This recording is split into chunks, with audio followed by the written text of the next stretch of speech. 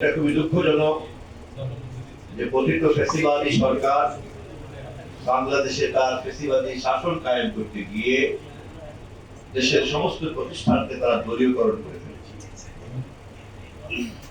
এভাবে তারা গোটা রাষ্ট্রকে দলীয়করণ করে ফেলেছে। এমনকি আমাদের আশা ভরসার স্থল, আমাদের সামরিক বাহিনীকে পর্যন্ত তারা দলীয়করণ করার চেষ্টা করেছে, কিন্তু সামরিক বাহিনী শেষ পর্যন্ত প্রমাণ করেছে তাদেরকে দলীয়করণ করা সম্ভব হয় নাই।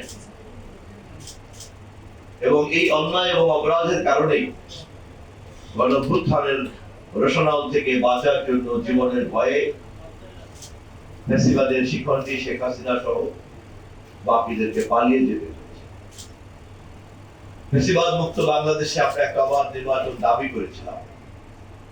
আমাদের নেতা দেশনায়ক তারেক রহমান, আমাদের মাতৃতুল্য নেত্রী দেশনায়ক বেগম খালেদা জিয়া তখন জীবিত ছিলেন।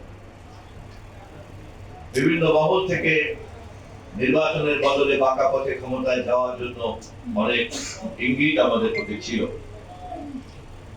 আমাদের মাতৃতুল্য নেত্রী মজলুম জননেত্রী দেশনেত্রী বেগম খালেদা জিয়া এবং আমাদের ভারপ্রাপ্ত চেয়ারম্যান তৎকালীন দেশনায়ক তারেক রহমান উত্তর দিয়েছিলেন ক্ষমতায় যাওয়া এবং ক্ষমতায় থাকার একমাত্র কর্তৃত্ব হচ্ছে দেশের জনগণ এবং দেশের জনগণ। পরিশেষে লন্ডনে অন্তর্বর্তীকালীন সরকারের সঙ্গে আমাদের দলীয় প্রধান দেশনায়ক তারেক রহমানের সঙ্গে বৈঠকের পর অনুষ্ঠিত ত্রয়োদশ জাতীয় সংসদ নির্বাচনের তফসিলের পথ নকশা তৈরি হয়েছে।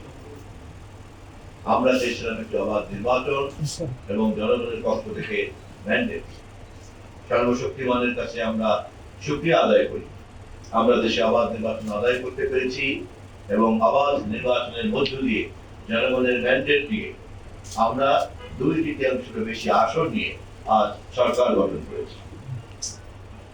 আমাদের এই সরকার, আমরা আমাদের পূর্ব একক দলীয় সরকার না করে আমরা এখানে জাতীয় ঐক্যমতের প্রতিফলন ঘটানোর চেষ্টা করেছি এবং অব্যাহতভাবে করার চেষ্টা চালিয়ে যাব।